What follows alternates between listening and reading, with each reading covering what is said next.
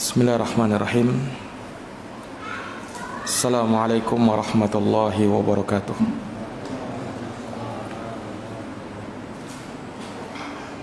Alhamdulillahi rabbil alamin. Wabihi nasta'inu ala umurid dunya waddin. Asyhadu an la ilaha illallah wahdahu la syarikalah. Wa asyhadu anna Muhammadan abduhu wa rasuluh. Sallallahu alaihi wa ala alihi wa sahbihi wa man tabi'ahum bi ihsanin ila yaumiddin wa sallama tasliman katsira, amma ba'd. Ma'asyaral muslimin wal muslimat, hadirin wal hadirat, bapak-bapak, ibu-ibu, saudara-saudari yang dirahmati dan dimuliakan oleh Allah. Alhamdulillah, kita bersyukur kepada Allah Subhanahu wa taala atas segala limpahan nikmat dan karunia yang senantiasa dan terus-menerus Allah berikan kepada kita. Dan kita haturkan salawat dan salam semoga senantiasa terlimpahkan kepada qudwah dan suri tauladan kita, Rasulullah Muhammad sallallahu alaihi wasallam, kepada keluarga dan para sahabat serta orang-orang yang senantiasa meniti jalannya sampai hari kiamat. Para hadirin jamaah salat maghrib yang dirahmati dan dimuliakan oleh Allah, seperti biasa kembali kita akan melanjutkan pelajaran dari fiqhus siyam, fikih tentang berpuasa, di mana ini sebagai bekal kita untuk menghadapi bulan yang mulia, yang insyaallah taala tidak beberapa lama lagi kita akan mendapatkannya. Maka tak henti-hentinya kita membacakan beberapa hadis tentang keutamaan orang yang berpuasa dan menjaga puasanya. Disebutkan dalam hadis Sahal bin Sa'ad As-Sa'idi radhiyallahu taala anhuma dalam riwayat Bukhari dan Muslim, Nabi sallallahu alaihi wasallam bersabda, "Inna fil jannati baban yuqalu lahu ar-rayyanu yadkhulu minhu as-saimun yaumal qiyamah la yadkhulu ma'ahum ahadun ghairuhum yuqalu ayna as-saimun fayadkhuluna minhu fa idza dakhala akhiruhum ughliqa falam yadkhulu minhu ahadun." Kata Nabi sallallahu alaihi wasallam, sesungguhnya di dalam surga ada satu pintu, yang pintu itu dinamakan dengan Ar-Rayyan, pintu Rayyan, yang mana dari pintu tersebut orang-orang yang berpuasa akan masuk ke dalamnya pada hari kiamat, dan tidak ada yang bisa masuk bersamanya selain mereka, orang-orang yang berpuasa. Akan dikatakan aina shaimun, di manakah orang-orang yang berpuasa? Fayadkhuluna minhu, maka mereka orang yang berpuasa itu akan masuk dari pintu tersebut. Apabila telah masuk orang yang terakhir dari mereka, maka pintu Rayyan akan ditutup dan tidak akan dibuka kepada seorang pun. Maka hadits yang mulia ini memberikan pelajaran kepada kita serta keutamaan orang yang berpuasa nanti akan disiapkan pintu khusus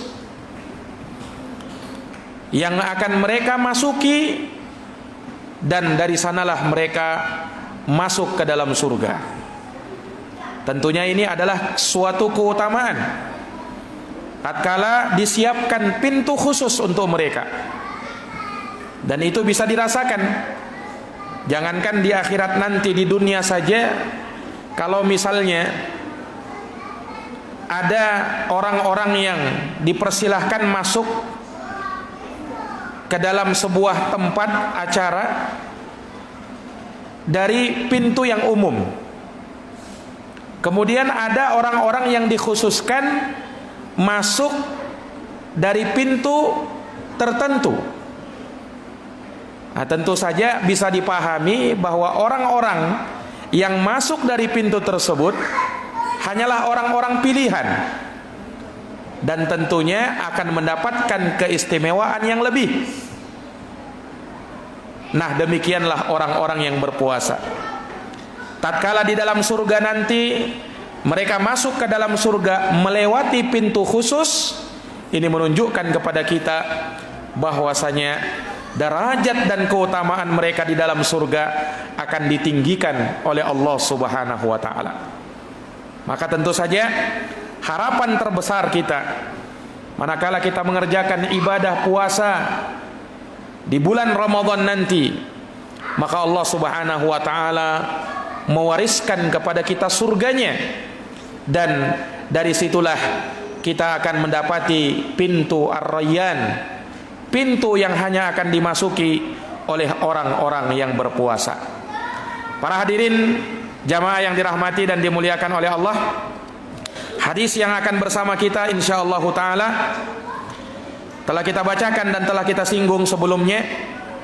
Hadis dari sahabat Anas bin Malik radhiyallahu taala anhu, di mana Rasulullah sallallahu alaihi wasallam bersabda, "Tasahharu fa inna fis sahuri barakah."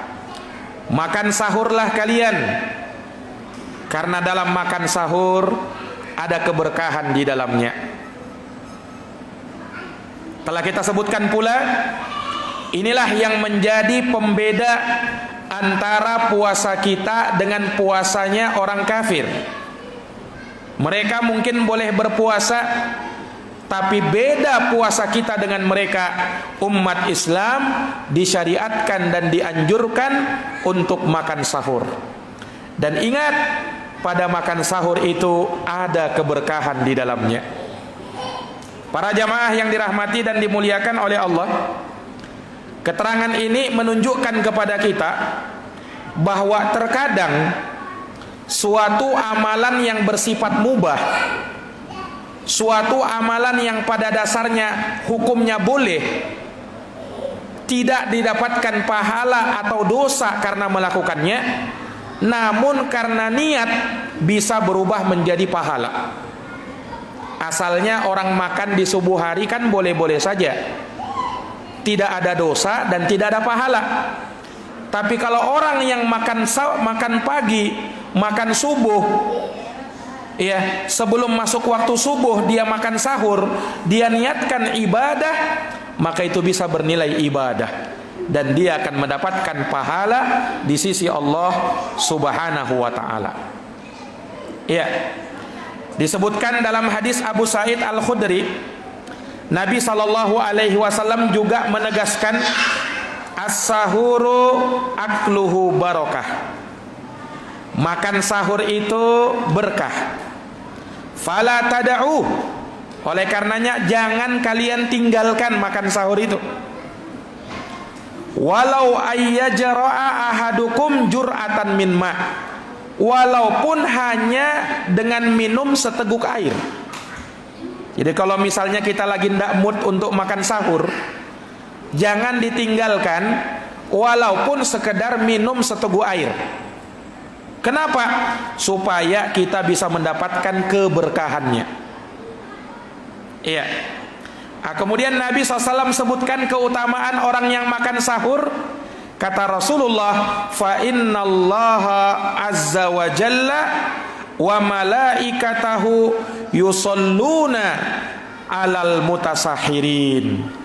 Sesungguhnya Allah azza wa jalla dan para malaikatnya, mereka itu bersalawat kepada mereka-mereka yang makan sahur.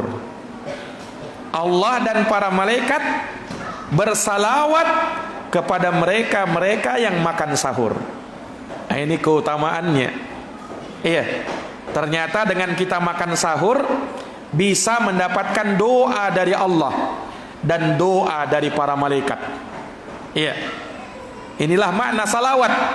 Kalau dilimpahkan kepada makhluk, bermakna doa kebaikan. Iya, dari Allah Subhanahu wa taala dan juga dari para malaikatnya. Para jamaah yang dirahmati dan dimuliakan oleh Allah, seorang makan sahur, ya, manakala dia telah makan yang halal, minum yang halal, maka itu sudah cukup baginya makan sahur. Namun di sana ada satu sunnah yang diajarkan oleh Nabi, yang kalau kita mampu melakukannya maka akan lebih menambah keutamaan makan sahur kita. Apa itu? Rasulullah bersabda dalam hadits Abu Hurairah radhiyallahu anhu yang diriwayatkan oleh Imam Abu Daud, "Ni'ma sahurul mu'min at-tamru." Sebaik-baik sahurnya orang yang beriman adalah makan kurma. Sebaik-baiknya sahur orang beriman adalah makan kurma, kata Nabi sallallahu alaihi wasallam. Maka ini para jamaah yang dirahmati dan dimuliakan oleh Allah. Kemudian kita baca hadis berikutnya, juga diterima dari sahabat Anas bin Malik, meriwayatkan dari sahabat lain yang bernama Zaid bin Sabit. Zaid bin Sabit berkata, "Tasaharna ma'a Rasulillah sallallahu alaihi wasallam, thumma qama ila sholati." Apa katanya? Kami pernah makan sahur bersama Rasulullah sallallahu alaihi wasallam. Jadi sahabat pernah makan sahur bersama Rasulullah. Ya, disebutkan ketika itu Nabi SAW mengundang Zaid bin Sabit untuk makan sahur bersama. Nah, dari sini kata para ulama, boleh seorang itu misalnya membuat acara, ya, untuk mengundang orang lain makan sahur. Itu boleh. Sebagaimana kalau misalnya kita berbuka, kita berbuka mengundang orang lain. Nah, itu diperbolehkan di dalam agama. Dan juga di dalam hadits ini disyariatkan kita makan sahur itu berkumpul, berjamaah. Sebagaimana juga dianjurkan kita berbuka dengan berjamaah. Ya, kenapa? Karena dengan berjamaah lebih menambah berkah. Dengan berjamaah lebih mendapatkan berkah. Iya. Nah, ini para jamaah sekalian yang dirahmati oleh Allah. Makanya pernah disebutkan dalam hadis, ketika para sahabat Nabi SAW dalam perjalanan, kemudian dibagikan makanan-makanan, mereka pun makan berpencar-pencar. Lalu Nabi SAW tegur, kata Nabi, berkumpullah kalian dalam makanan kalian, karena berkumpulnya kalian tersebut akan membawa keberkahan. Nah, ini para jamaah yang dirahmati dan dimuliakan oleh Allah. Jadi sahabat Zaid bin Sabit menceritakan bahwa mereka pernah sahur, makan sahur bersama Nabi. Tsumma qama ila shalah. Lalu beliau berdiri untuk sholat. Jadi setelah makan sahur, kemudian beliau berdiri untuk sholat subuh. Beliau berdiri untuk sholat subuh. Maka sahabat Anas bin Malik pun bertanya-tanya, loh, tadi kan makan sahur, kemudian tiba-tiba berdiri sholat subuh. Maka beliau tanya, qultu li Zaid, aku bertanya kepada Zaid bin Sabit, kam kana bainal adani was sahur, jaraknya kalian makan sahur dengan azan subuh itu berapa lama? Kata sahabat Zaid bin Sabit, qadru khamsina ayah. Ya kira-kira sekedar bacaan 50 ayat lah. Nah, dulu kan tidak ada jam seperti sekarang ini, Pak. Jadi mereka menentukan waktu itu ya terkadang dengan itu. Ya mungkin sekadar orang baca 50 ayat. Nah, itulah waktu makan sahur kami, kemudian tegak azan. Dikumandangkan azan subuh. Nah, ini para jamaah yang dirahmati dan dimuliakan oleh Allah Subhanahu wa taala. Iya. Maka di dalam hadits ini tatkala Nabi sallallahu alaihi wasallam menyebutkan perkara ini, Ini menunjukkan kepada kita bahwasanya Rasulullah Sallallahu Alaihi Wasallam pertama beliau makan sahur, dan itu beliau lakukan bersama sahabat dan dilakukan secara berjamaah. Dan di dalam hadits ini pula menunjukkan kepada kita dianjurkannya mengakhirkan makan sahur. Makanya Nabi makan sahur bersama sahabat, ya.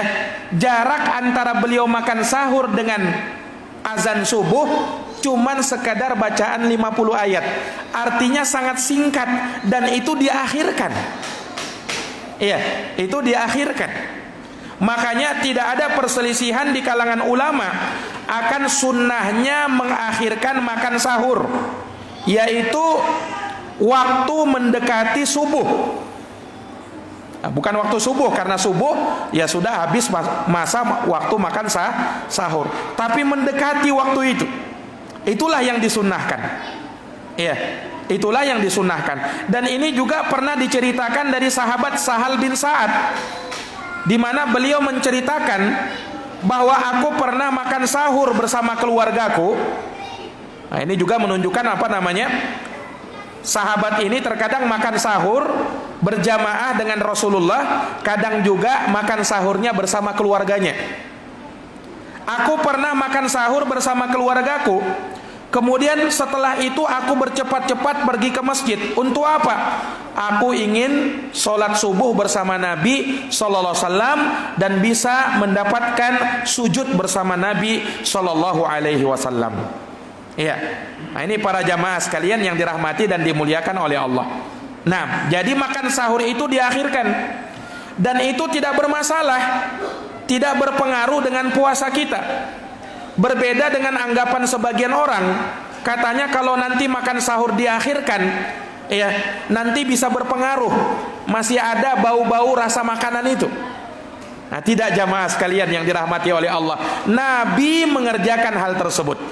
Artinya Nabi menganjurkan, dan Nabi tidak mungkin mengajarkan sesuatu yang bisa memudaratkan puasa kita, ya kan? Nabi menganjurkan itu, menunjukkan itu sunnah.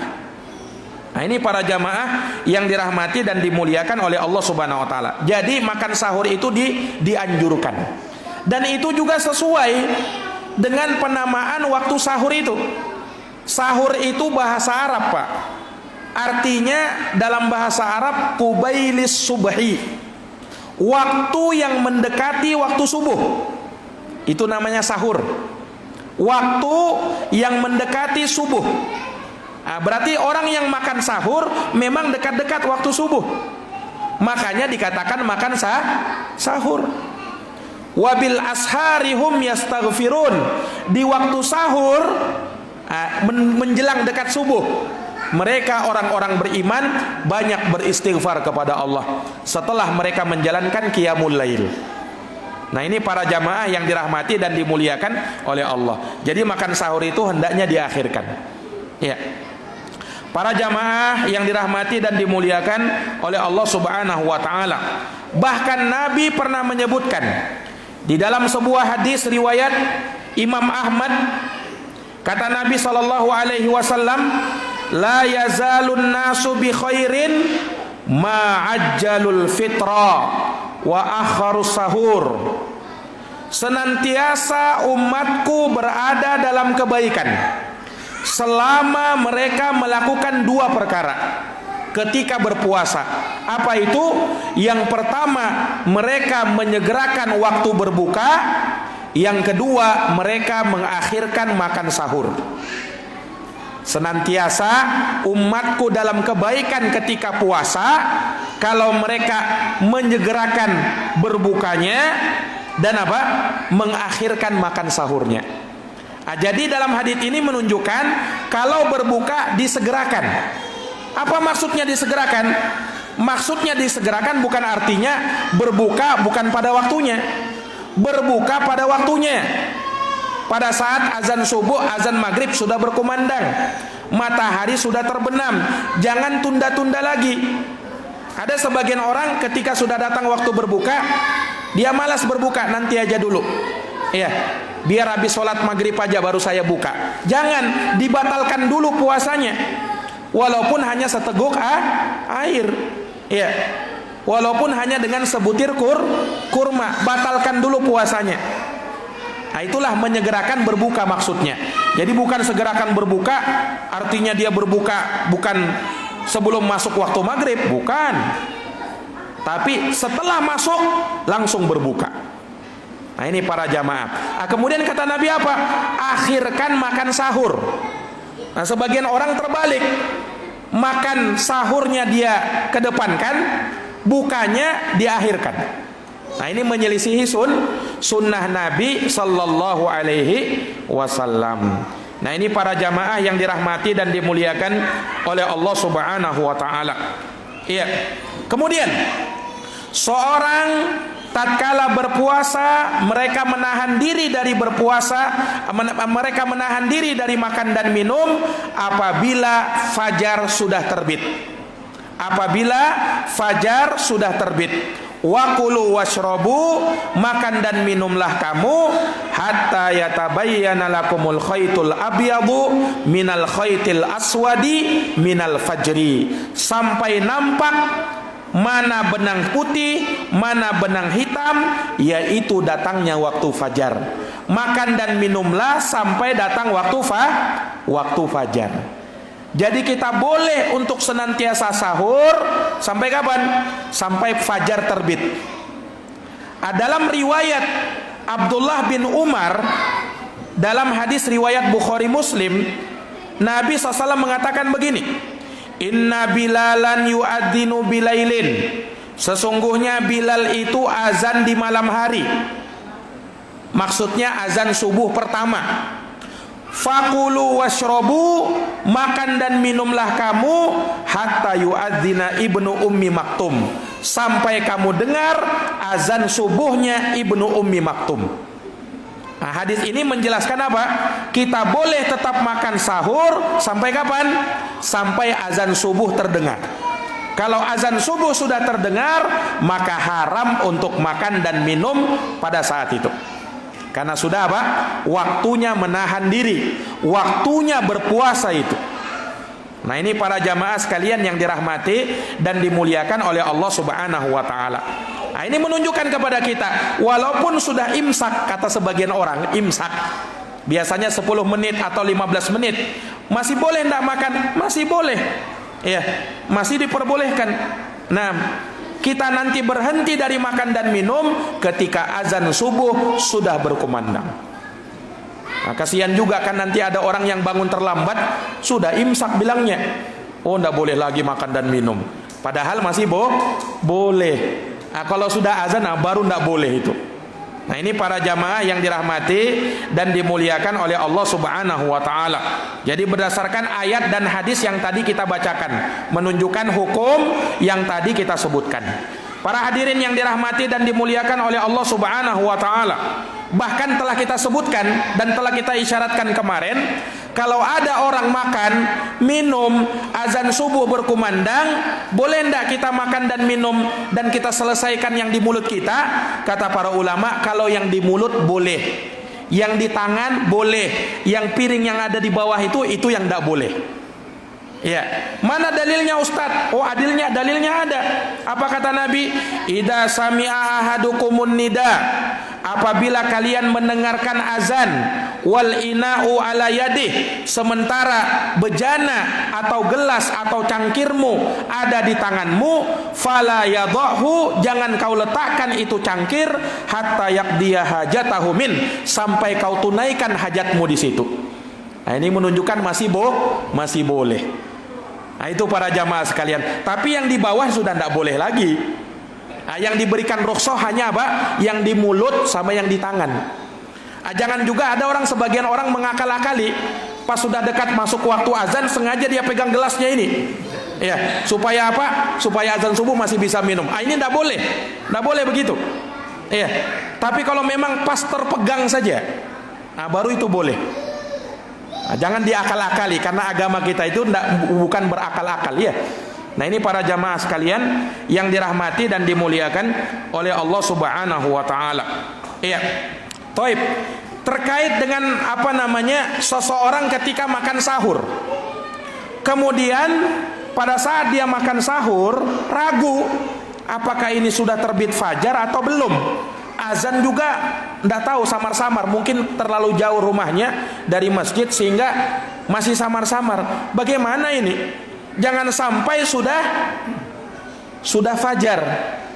Nah, bagaimana hukum orang yang seperti ini? Apakah boleh bagi dia untuk makan atau dia harus menahan diri? Ini sekarang sedang ragu. Ya kalau misalnya dia hidup dekat dengan masjid, azan subuh berkumandang, ya sudah, amalkan itu. Berarti apa? Kalau azan subuh tidak boleh lagi makan, tidak boleh minum. Tapi sebagian orang mungkin rumahnya jauh dari masjid, suara azan nggak kedengaran. Nah, bagaimana ini? Kebetulan mungkin belum ada yang mengabarkan bahwasanya fajar sudah terbit.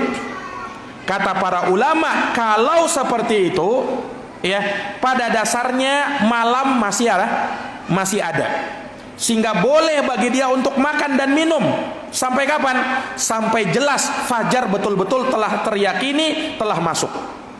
Makanya kan dalam ayat itu, perhatikan ayatnya, makan dan minumlah kamu sampai kapan? Sampai jelas, bukan ragu, sampai jelas waktu fajar. Berarti kalau masih belum jelas, masih boleh makan dan minum. Hukum asalnya malam masih ada. Ya, ini berbeda pada saat berbuka. Kalau misalnya kita berbuka, ya sudah menunggu misalnya waktu berbuka, ya kemudian kita ragu, ini sudah azan maghrib atau belum ini? Ini sudah terbenam matahari atau belum? Ragu kita. Apakah boleh makan dan minum? Jawabnya tidak boleh. Kenapa? Karena hukum asalnya puasa masih sampai jelas azan subuh, azan maghrib berkumandang atau matahari sudah terbenam, baru kita boleh makan. Kalau masih ragu, saya ragu ini sudah berbuka atau belum? Jangan dulu makan kalau masih ragu. Iya, sampai jelas, sampai terang, sampai yakin bahwasanya waktu berbuka sudah tiba. Nah, kadang-kadang kan Pak, kita terhinggapi dengan perasaan seperti itu, masih ragu-ragu. Ya kira-kira bagaimana? Nah itu jawabannya tadi. Kalau pada waktu sahur ragu, silahkan makan dan minum. Kalau masih ragu, fajar terbit. Kalau pada saat berbuka, jangan dulu makan dan minum, jangan dulu batalkan puasa sampai yakin azan maghrib sudah berkumandang atau matahari sudah terbenam. Nah ini para jamaah yang dirahmati dan dimuliakan oleh Allah Subhanahu wa taala. Naam. Kemudian para ulama juga menyebutkan terkait dengan orang yang mengumandangkan azan baik untuk azan subuh atau azan maghrib, namun dia salah dalam mengumandangkan azan, kecepatan atau kelambatan misalnya. Dan kita tahu bahwasanya si muazin ini salah ini. Dia mungkin ngantuk-ngantuk, dia lihat waktu subuh padahal masih setengah jam lagi. Nah, keliru dia azan. Bagaimana? Anda wajib mengikuti azannya. Kenapa? Si muazin keliru. Nah, ini para jamaah sekalian yang dirahmati dan dimuliakan oleh Allah. Jadi pernah juga ya kami mendapati waktu itu. Jadi ada orang azan, loh. Padahal masih belum masuk waktu azan, dia sudah azan. Oh, ternyata muazinnya ngantuk. Iya, dia lihat itu jam dikiranya sudah jam 4:30, padahal baru 4:30. Nah, kita pun kaget. Oh, jangan-jangan sudah subuh rupanya, padahal masih 3:30. Nah, ini juga. Jadi kalau kita melihat kalau muazinnya keliru, salah, jangankan kekurangan 1 jam 5 menit, kalau dia salah, ya tetap kita ya berpegang kepada yang benar. Asalkan kita tahu kalau si muazinnya salah. Jangan juga menebak-nebak, oh kayaknya salah ini, padahal betul. Ya jangan juga begitu. Muazin itu pada dasarnya dia tahu waktu azan, ya kan? Dia tahu. Nah, kalau misalnya kita teryakin, misalnya kita sudah lihat jam, oh ini jelas salah ini tukang azan ini, baru kita boleh untuk tetap makan dan minum ya pada waktu itu sahur. ya kan? Nah, ini para jamaah yang dirahmati dan dimuliakan oleh Allah Subhanahu wa taala. Baik. Kemudian para ulama juga membahas terkait dengan masalah hukum puasa orang yang berada di suatu negeri yang mana negerinya tersebut siangnya lebih lama daripada malamnya. Siangnya lebih lama daripada malamnya. Nah, walhamdulillah kalau kita di Indonesia kan stabil itu, Pak. Iya, siangnya waktunya sampai berapa jam, malamnya beberapa jam kita tahu. Tapi di sebagian negeri, di luar negeri sana ada yang ya mereka siangnya lebih lama daripada malamnya, sampai disebutkan ada yang puasa sampai 14-15 jam, Pak. Siangnya lama. Iya, kalau kita kan berapa jam itu, Pak? Kira-kira kita puasa itu dari mulai subuh sampai maghrib, kira-kira ada 12 jaman ya, hanya 12 jaman kalau kita, ya kan? Di luar negeri sana ada yang sampai 15 jam. Bahkan katanya ada yang lebih daripada itu. Nah, berbeda-beda karena kan itu mempengaruhi letak geografis ya, keadaan suatu negeri atau tempat wilayah. Nah, kita ini termasuk yang stabil. Nah, ada pertanyaan diajukan kepada ulama, bagaimana kami berpuasa dalam kondisi seperti ini? Nah, ulama memberikan fatwa. Bahkan ada juga ya di bagian kutub sana 6 bulan siang, 6 bulan malam. Ada yang begitu, Pak. Iya. 6 bulan siang, 6 bulan malam. Coba cari di internet, ada yang begitu. Loh, bagaimana kami puasa?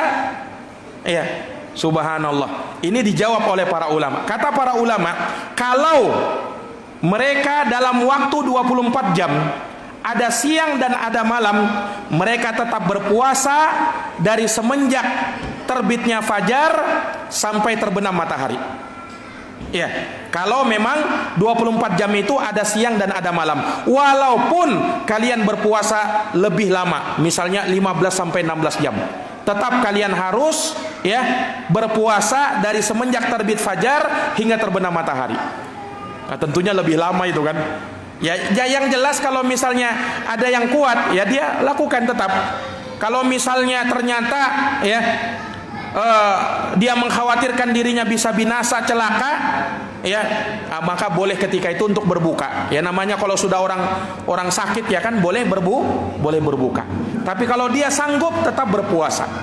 Jelas?